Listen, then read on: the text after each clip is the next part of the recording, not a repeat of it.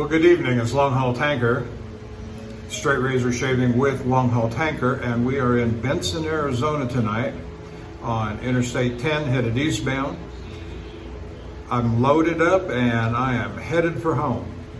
And let's go over, well, first of all, let me say thank you and welcome. If you're watching me on YouTube, hit the like and subscribe, leave a comment if you so desire, and go on over to the Shaving Cadre, www.theshavingcadre.com, and join the conversation, make an account. It's all free, and a bunch of great guys over there, and a good friendly forum to discuss straight razor and wet shaving things. Let's go over the equipment using one of my favorite razors, and that's this Backal. You know, I don't know what it takes to get this thing to focus on a little closer. What do I got to do? What do I got to do to make this thing focus closer? It's a 1-inch 8/8 razor. Backal, sold in Germany. A little bit of gold there on the face. It's got just an ordinary rounded spine. And I'll be honest, I don't know what this was finished on. I don't remember. For our brush tonight, we're going to use the same one I did last time. This is my B brush that I brought along with me. I carry an A brush and a B brush. This is the B brush. It is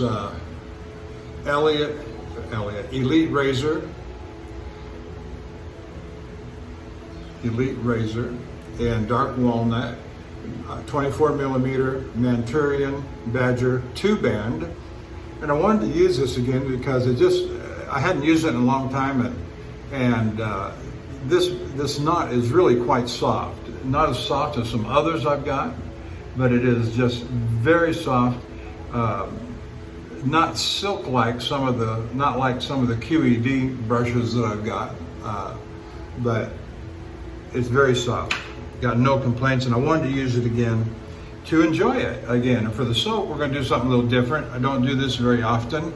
CO Bigelow Eucalyptus. It's made by Parasso. It is equivalent or the same as Parasso Green. And I've had all of this, the brush and the soap tube soaking in warm. It's not hot. Had hot water in the shower. There's no stopper in the sink. So when I use and it's just coming out of the tube there. When it comes out, I get 2 dollops, about that size, and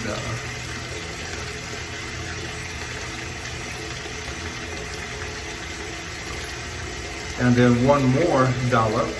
This is slightly bigger than I'm going to put into the brush. And if I need more, I'll just get it. That's how that works. All right, I'm going to just kind of put it right down there in the middle, work it for a minute in the brush.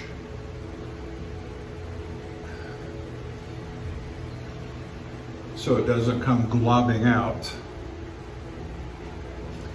Dip the tips.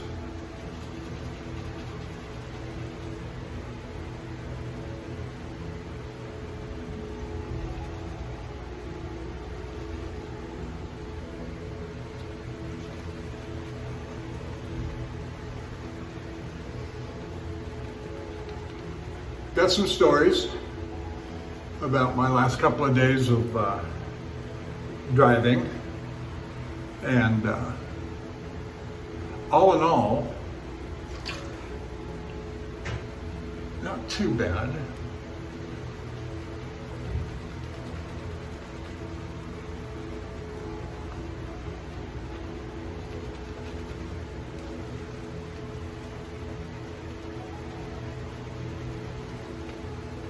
It's got a nice eucalyptus scent, nice eucalyptus zing to it on the face. It tingles.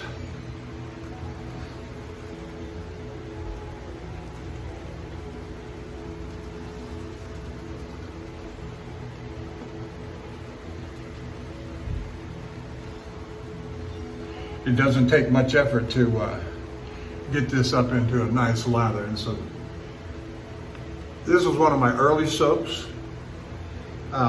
This green, because the seal Bigelow was carried by Bath and Body Works and had such awesome sales that you could buy three, get two free or something like that.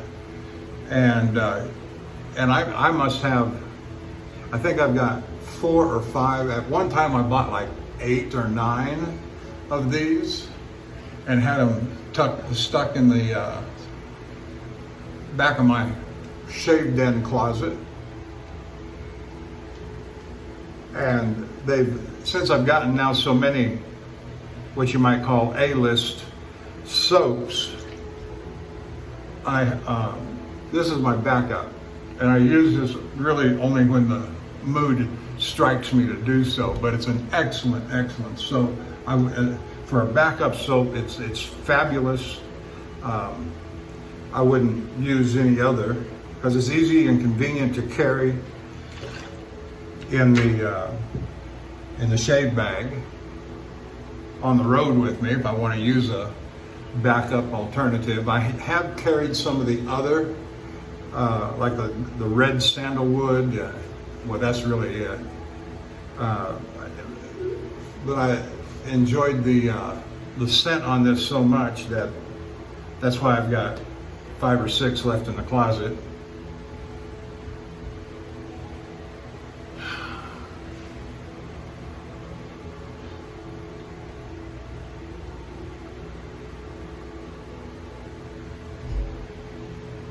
But back then, you know, I didn't know I was going to have all of the, you know, I knew I would, but I didn't know when I was going to be able to collect all these other soaps that I've got. All right, here we go.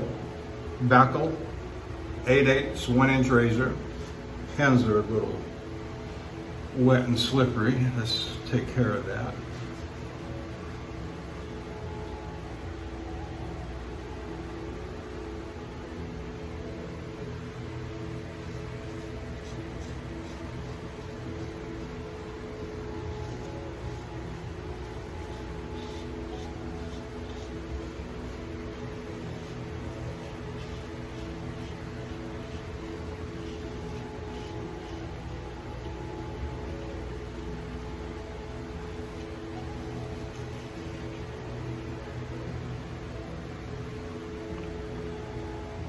So let's pick up where we left off. I did a shave the other night at Patterson, California, at the Love's Truck Stop, just south of the Bay Area.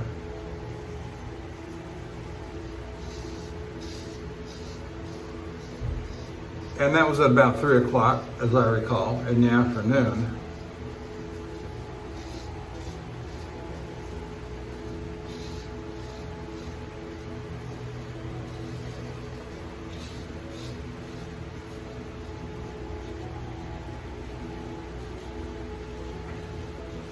After all the snafus that had occurred at Hayward, and I won't go back over those, but got a shave in, went to the truck, and I went to bed early. I say early. I turned the light off at about 8:30, 9 o'clock with the intent of getting up at 1:30, 1:30, and oh, by the way, I don't think I said it, today is Thursday the 22nd, 2022 at about 9:20 p.m., 21:20 p.m. I didn't need to say that, did I, with the military time?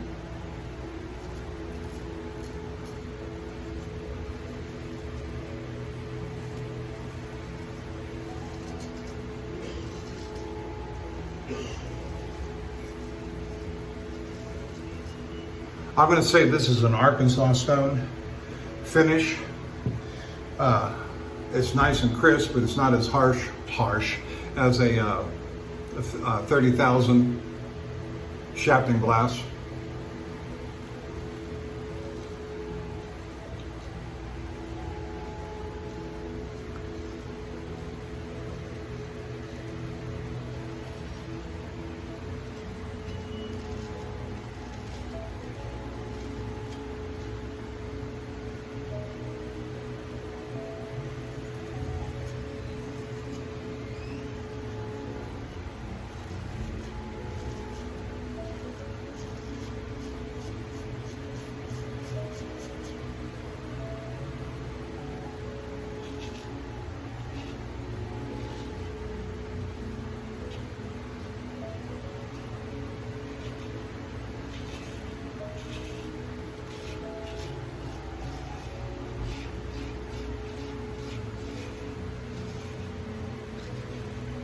And so from that Love's Choice stop at Patterson,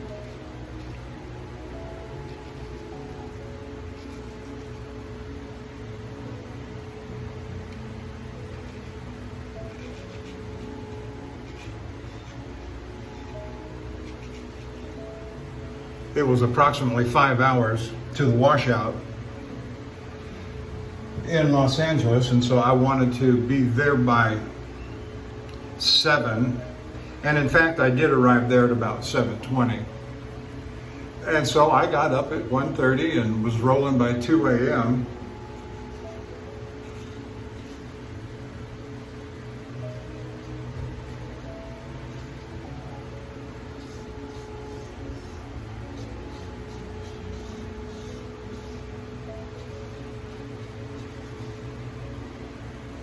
and stopped at Lost Hills. And there's a Love's truck stop there at Lost Hills, California.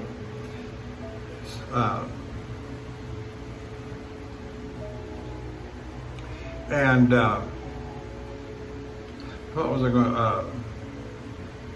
So I broke it up into 2 sections of about 2.5 hours each. From Patterson to Lost Hills was about 2.5 hours, and then 2.5 hours on to the washout.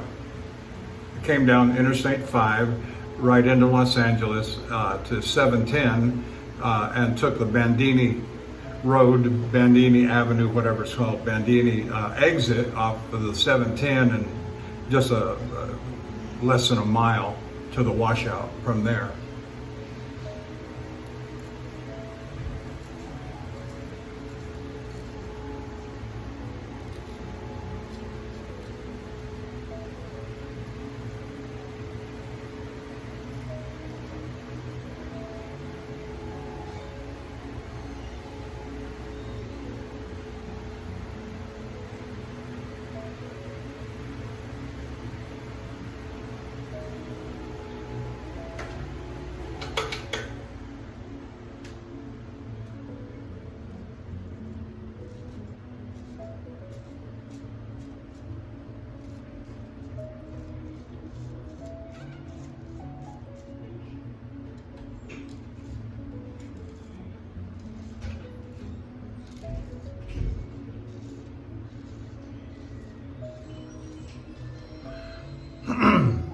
And when I got there to the washout, now it's very unusual for me to get up in the middle of the night or wee hours of the early morning.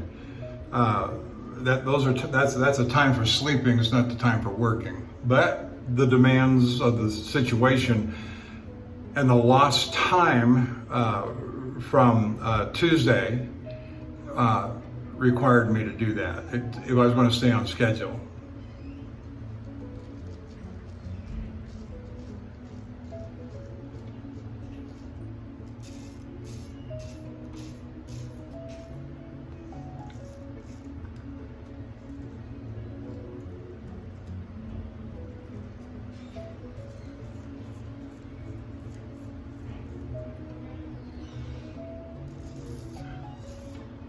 And that was the important factor.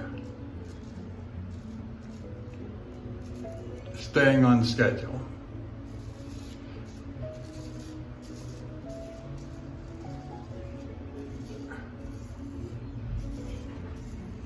Until I got there at 7:20.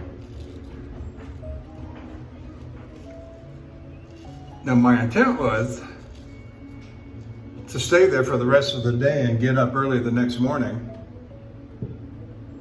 this morning, and drive down from Los Angeles this morning to get to the to the load time in San Diego.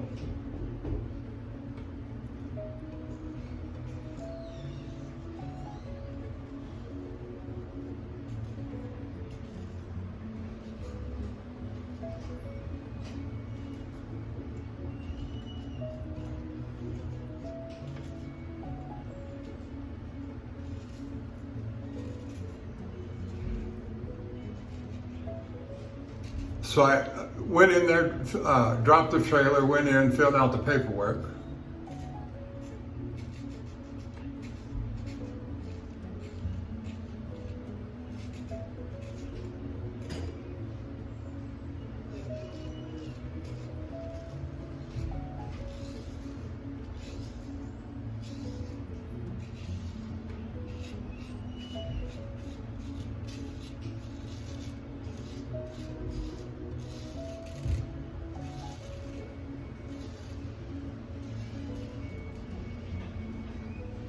And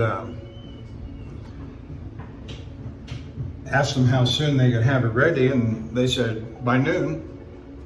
I said, well, that'd be great. But again, my intent was to stay there overnight. But I was so tired from driving through the night. It took 5 hours, as I said, to drive the distance to the washout, which means I had 6 hours left on my drive clock. And I put myself off duty, sleeper berth, intending to stay there for the rest of the day, but they had me done at about 10 o'clock. Clean, dry, washed out, ready to go, about 10 o'clock. And he came over and knocked on the door. I had already made up the bed. I was laying down. The bunk. I was already laying down, thinking I was going to stay there for the rest of the day and night. And he gave me the paperwork, what they call a washout receipt or a washout ticket. And I said, really? You're done? So my brain begins to clicking away, and I say, you know what? It's 10 o'clock, 10:15. I could get down there by 1 o'clock to San Diego, find a place to park at that Pilot truck stop, which is an awful truck stop. It's awful. You can hardly ever find a place to park there. It's right there, not with, a stone's throw from the international border going into Mexico at Tijuana. I mean, literally, you can see the Tijuana airport from that truck stop and from my warehouse plant that I load at. And so I'm thinking to myself, I think I'm just going to go ahead and scoot on to San Diego. I still have plenty of time. It's 2.5 hours from washout to the Pilot. And so I'm driving along down there, and I'm remembering last time there was such a construction mess going on, the street that you turn on to go into the Pilot, and how god awful it is trying to get into there and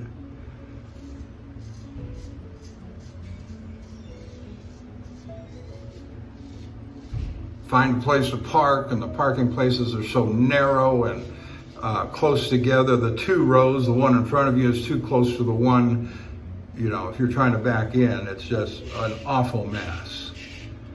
One of the worst Pilot truck stops. And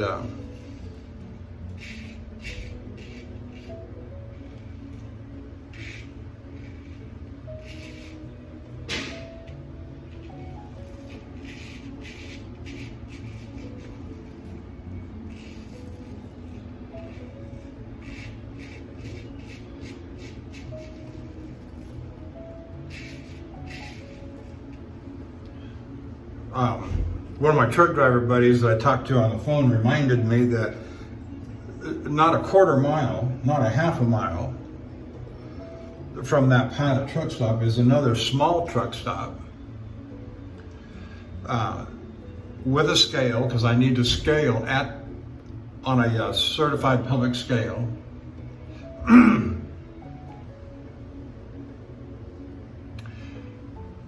And I said, I'm gonna go check it out before I go to the Pilot or resort to having to go to the Pilot.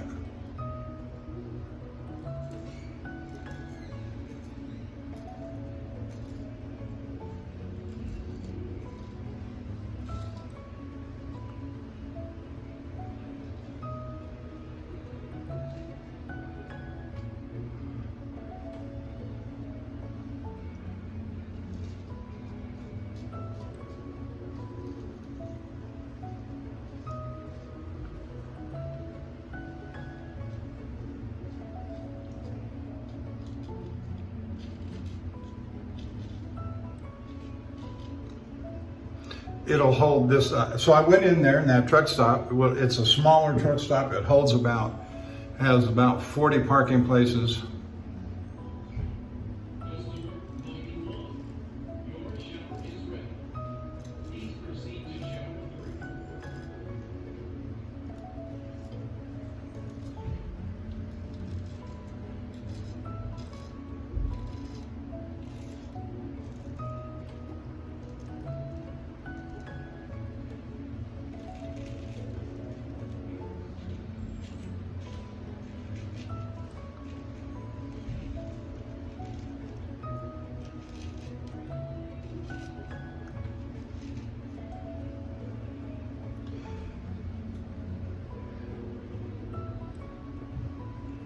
And so that's going to become my preferred truck stop. Now the thing is, it's small. When I got up, like I say, about 40 parking places. And when I got up this morning to walk over to the little store, all the parking, the whole thing was just jammed up. Trucks parked everywhere in undesignated parking places.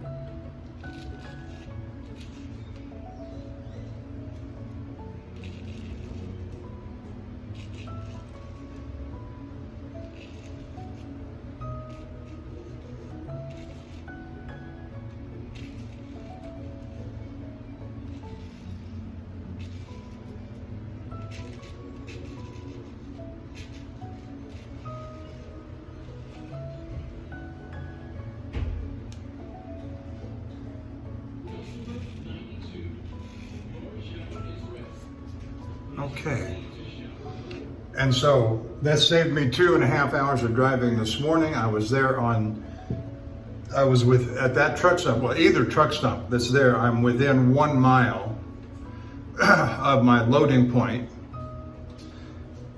And so I don't have to get up at the crack of dawn or before.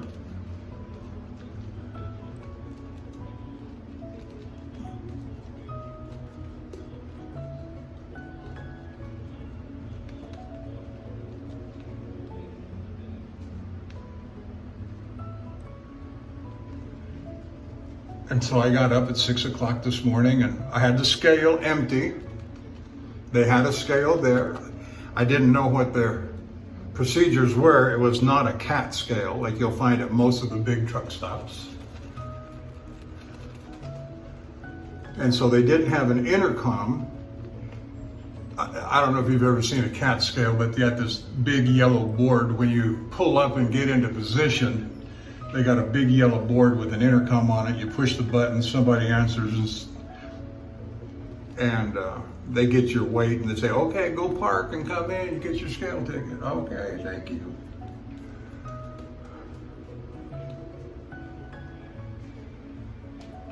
And so at the time, my presumption was, okay, you get up on the scale and you go in the store, talk to the clerk. And sure enough, that's exactly what happens. And it all worked out just fine. Easy on, easy off. Even for a smaller truck stop, they had clear access. You know, for a truck, that's everything, clear access. You gotta have plenty of room to be able to move those trucks around.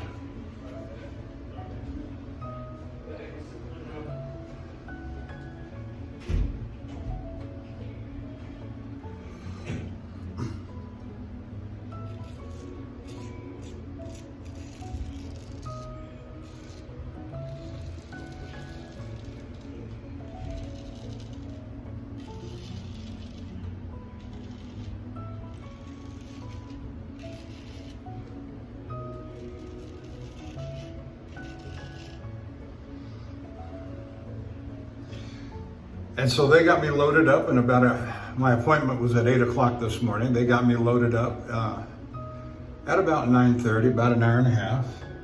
So I then have to go back to the truck stop and scale the truck heavy now that it's loaded. So you get your tear weight, you get your loaded weight, etc. Then when they give me the scale ticket, loaded heavy, I've got to take it back to the loader.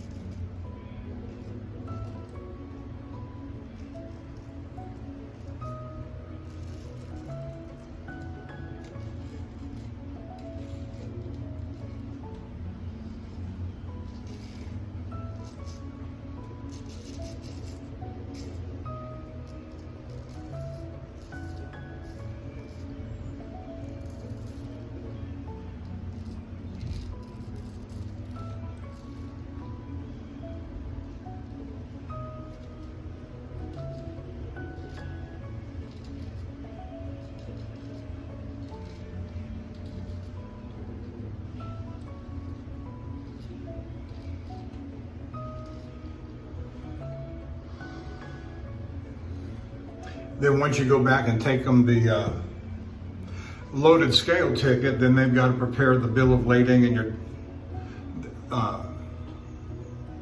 your paperwork for the road.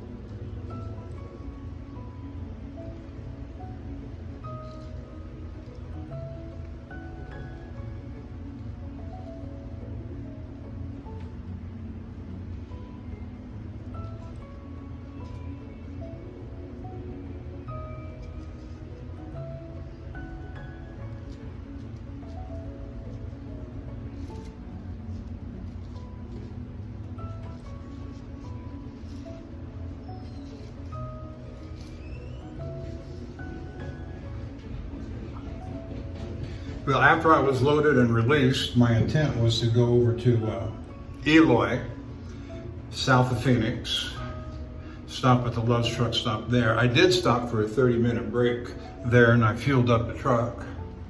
But I got to looking at my time on my time clock, and see, the big thing that we're looking at right now is everybody wants to be home for Christmas. And by coming on here, I'm 16 hours from Houston. And what I've effectively done is I've made myself 2 8-hour days. So tomorrow, Fort Stockton, 8.5 hours. Fort Stockton to Houston is another 8.5 hours. So I'll be home Saturday night, and hopefully I can catch some of the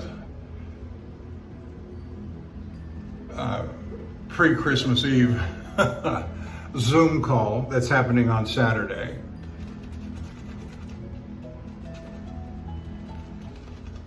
I've signed up for it, but I don't know that I'm going to make it or what time it starts and how, they go to all hours, and so how much of it I can actually catch and participate in. I'd like to do that, but it is Christmas Eve and my wife is waiting for me.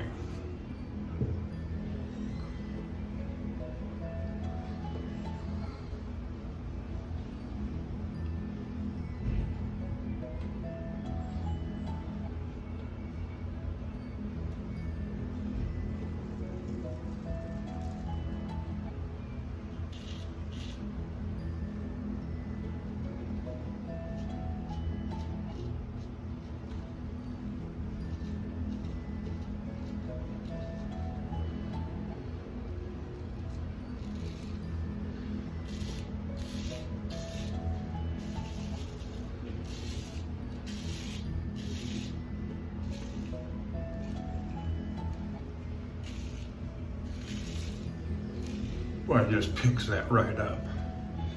Just a beautiful couple of strokes there. And so, if I leave early on Saturday morning from Fort Stockton, 8.5 hours, I could conceivably get back to the yard by 1 or 2 o'clock in the afternoon and go on home for the Christmas holiday.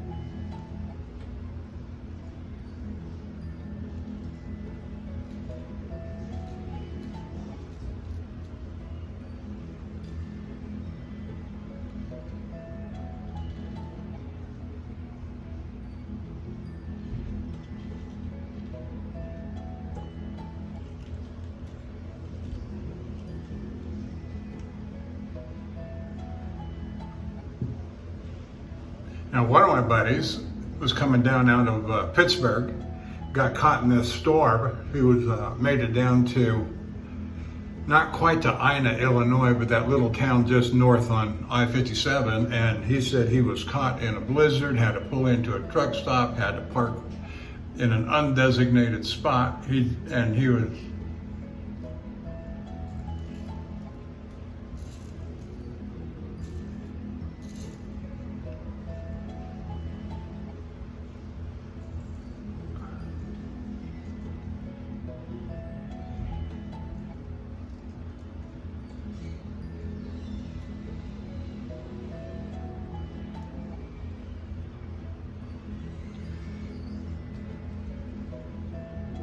He was not a happy camper, I can tell you.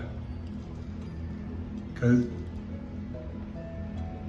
he was like me, he was trying to get home to be with his family. He's got a teenage daughter.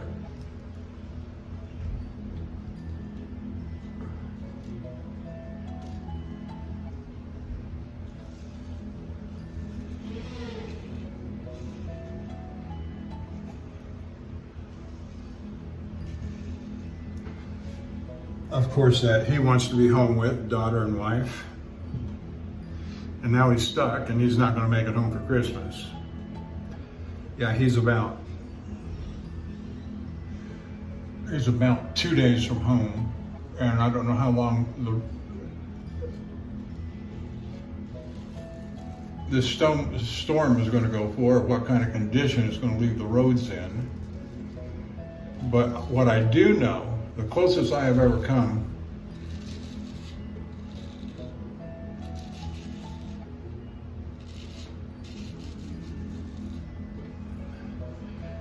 to losing my rig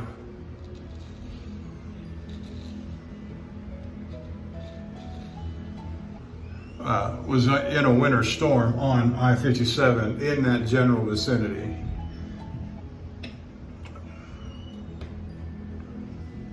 No, that's a bad place, because unlike winter storms in Colorado, Wyoming, Montana, everything turns to ice.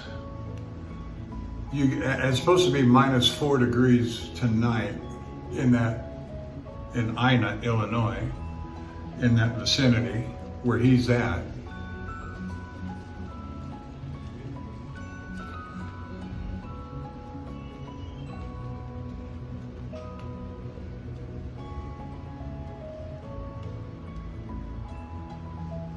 This soap is just working wonderfully. It's just fabulous. The brush is working great. The razor's working great.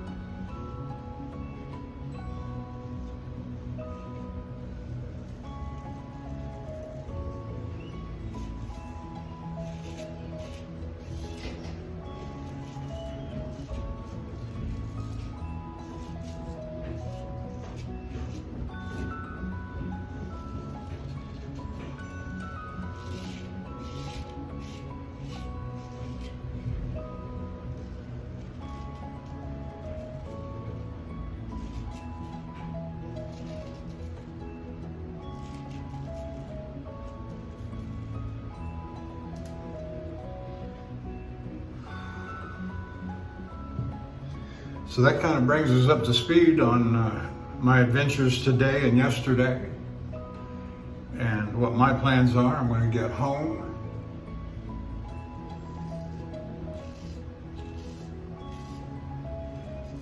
and rest.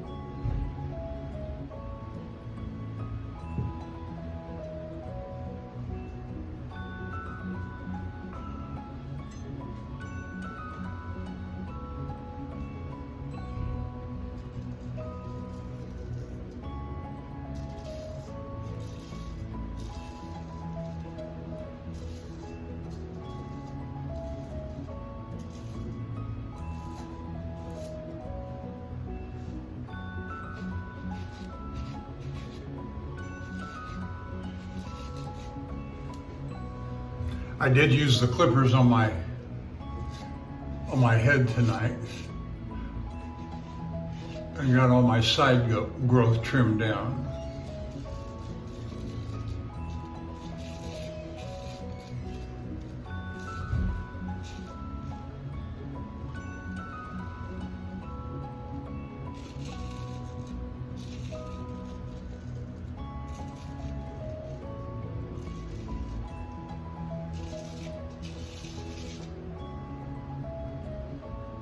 Oh, that's just fabulous.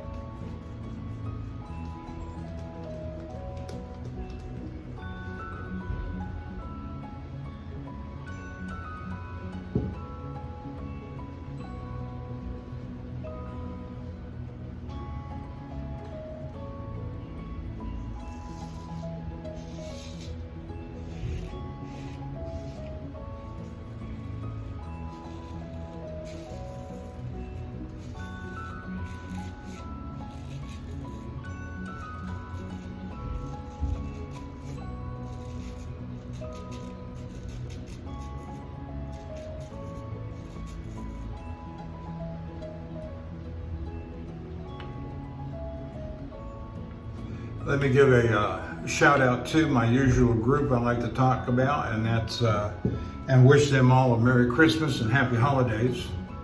And Handlebarber Dave,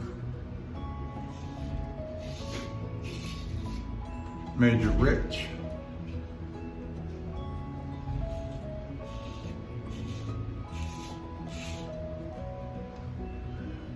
Nurse Dave and Bill M,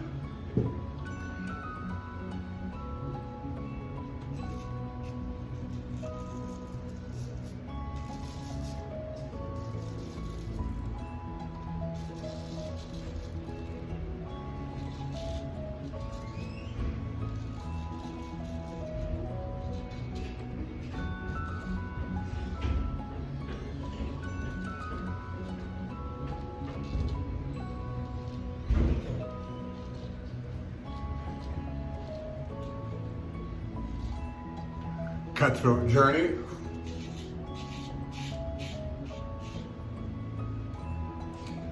Shooting the Shave, and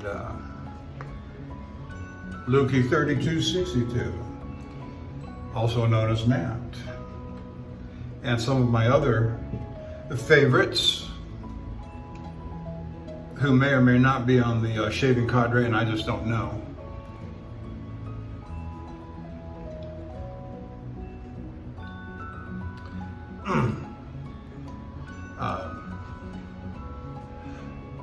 Anthony Esposito, Dr. Matt 357. Shout out to Jared at the Superior Shave. Enjoy your videos.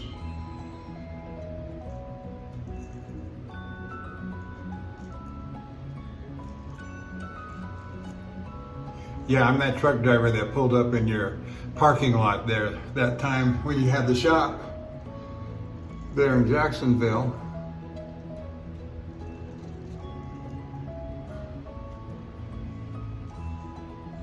Enjoyed that visit.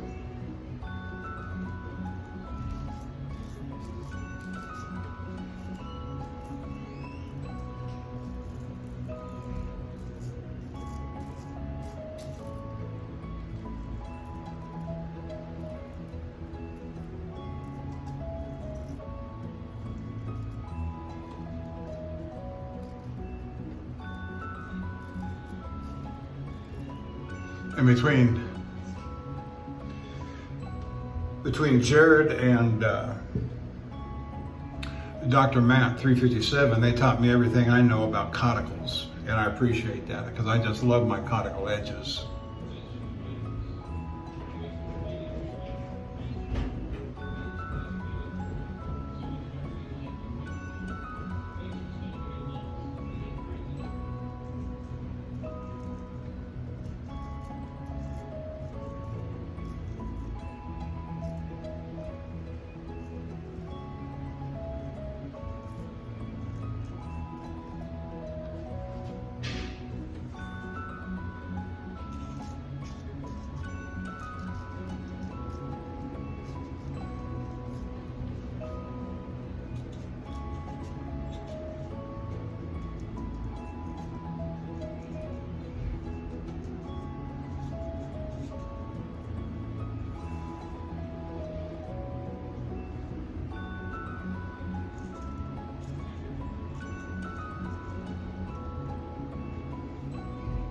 Oh, that did it right there. That's good. That is real good. And Dapper Shaves in South Africa and Maddie Lindholm. I'm a big fan of Jock at Dapper Shaves. And not that I'm not a big fan of any of the other guys. That's not what I'm trying to say. Not trying to raise one and belittle another. I'm just, he does a fabulous job. And like another one that I would call out again is Lukey 3262. Matt does a fabulous job.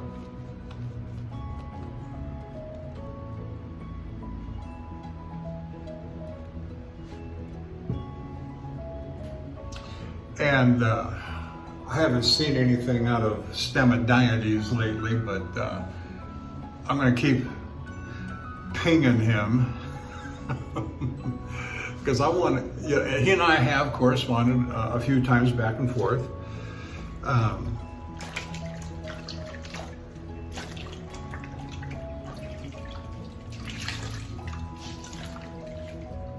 He's got a nice collection of razors. He's got maybe, I haven't counted, 9, 10, 12 razors that he's got videos on that are just great razors. And 2 of them are like what I've got. And that's one of the things that caught my attention about him.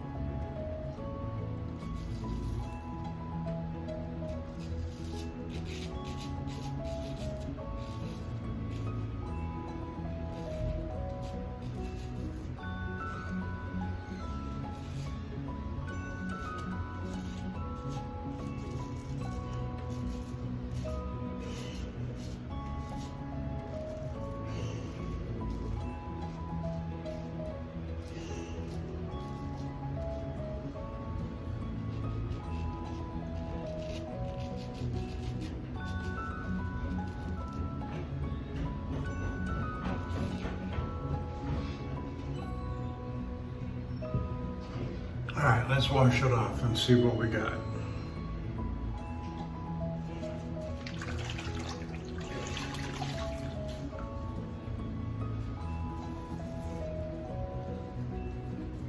So my plan tomorrow is to get up about, to get driving about 0600, which means I got to get up at 5:15 or so.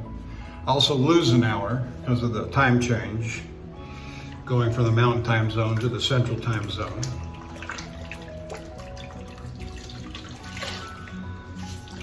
But it's 8.5 hours from here to Fort Stockton, and that's where I'm headed.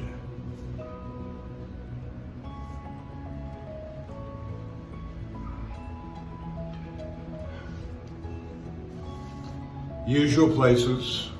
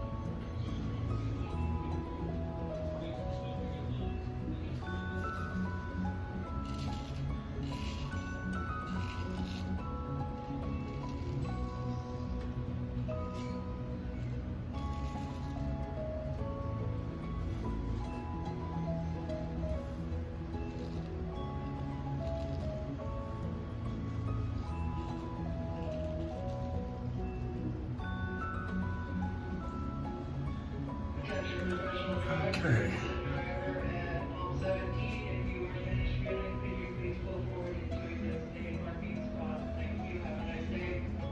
Okay, that's it for the Backal and the face shave. We're going to move to the head shave. We're at 54 minutes.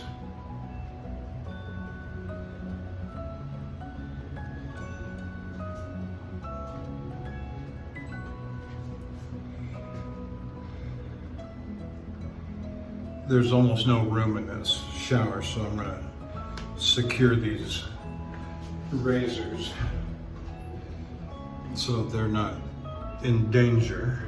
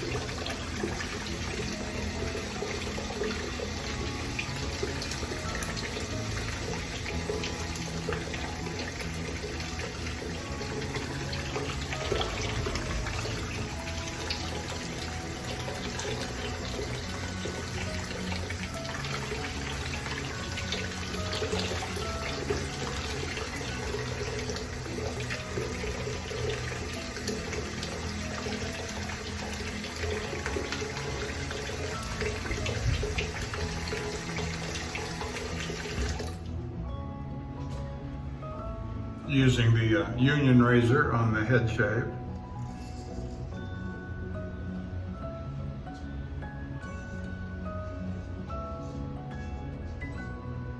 Lighting is not as good in here as other Love's truck stops. It's an older model, older structure, older architecture, different floor plan than most. I don't know if you've ever been to this Lowe's at Benson, but it's unique among the Lowe's truck stops around the country. It's got a southwestern style architecture, and you know, but the floor plan is different.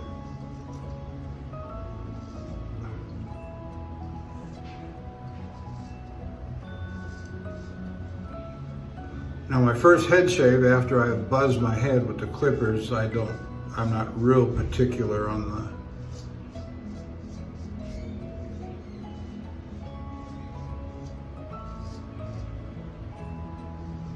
the line. I use the soap mostly as a guide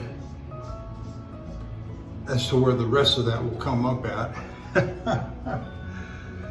And oftentimes I cut it too short to my liking anyway, so that's about right.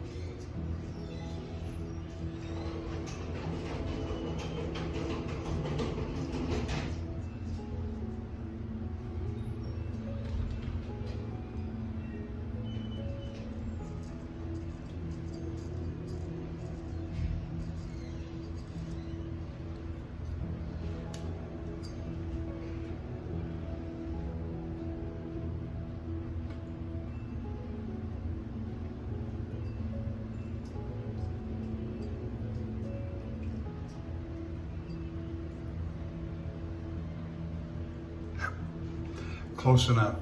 It's hard to see those white colored whiskers when you don't have good lighting. And let's go ahead and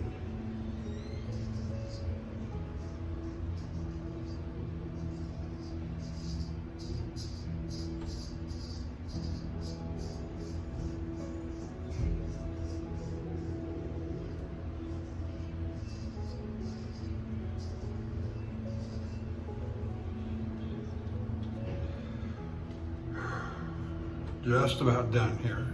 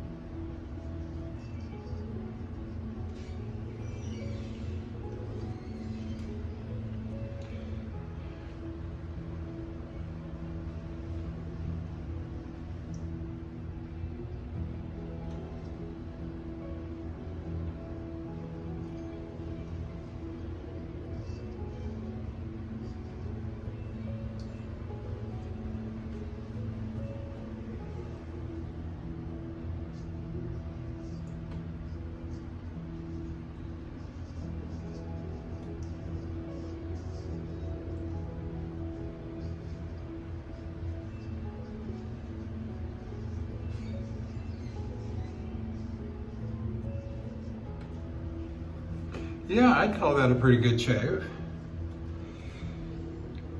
And so, we're done. We are done. Get this razor wiped off and put away. And the only thing left to say is thank you for joining me. If I don't see you before Christmas, y'all have a very Merry Christmas and happy holidays and a Happy New Year. And hope your years ahead are filled with wonderful shaves, especially with a straight razor. I'll see you down the road.